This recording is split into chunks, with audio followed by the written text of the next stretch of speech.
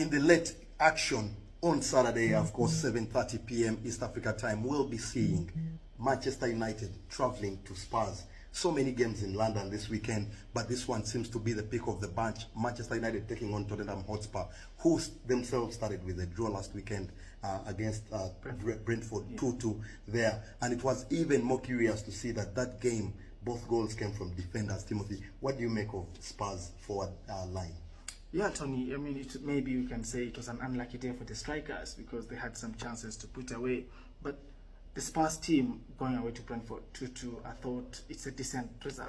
Brentford is not the easiest of grounds to No, it's difficult. So a draw, I think they should have said no and good. We can start on this. But now welcoming Manchester United, I think United looked shaky, Tony, against Wolves. The midfield looked so open. We all thought maybe the acquisition of Mount was going to bring in the energy, but we saw Wolves dominating that midfield.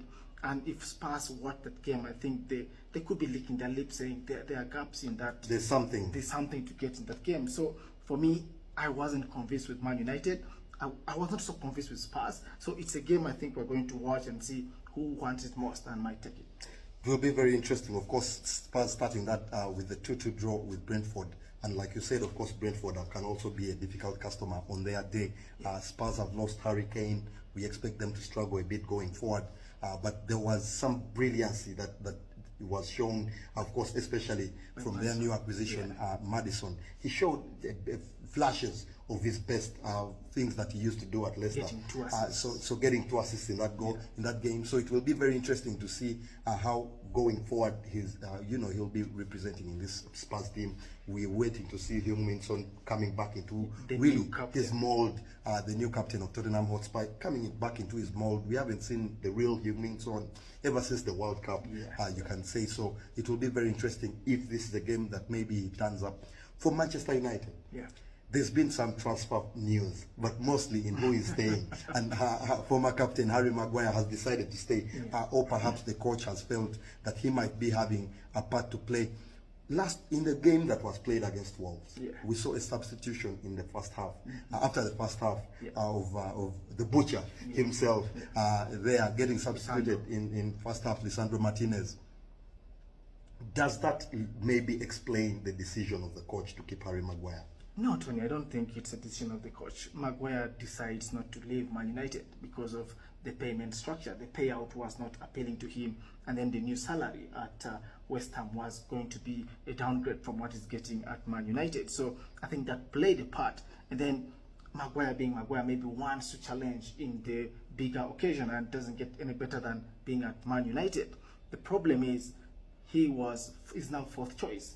I mean, Lisandro Martinez came off, and then Victor Lindelof came on. Varane, of course, the starter. But Tony, there is Evans also at Man United, and I think Evans might also be preferred ahead of Maguire. That's a very curious transfer that Manchester United made there for Johnny Evans. But we know that he's very calm on the ball. He's a very accomplished defender. So I think that will be a worry again for Maguire. I don't know what his calculation has been, because is he trying to stay because Man United is a bigger club and he could easily be seen by the international coach. We know the Euros next year. Or he knows that going into a lower side like West Ham, he will be more exposed. Exactly. So we don't know what that will pan out to be, but all the best to Maguire. Another curious one that we saw, Timothy, we talked about how well Bruno Fernandes will be fitting into this team with the signing of Mason Mount. And we saw a bit of it in this game, of course, the coach trying to fit both into the side.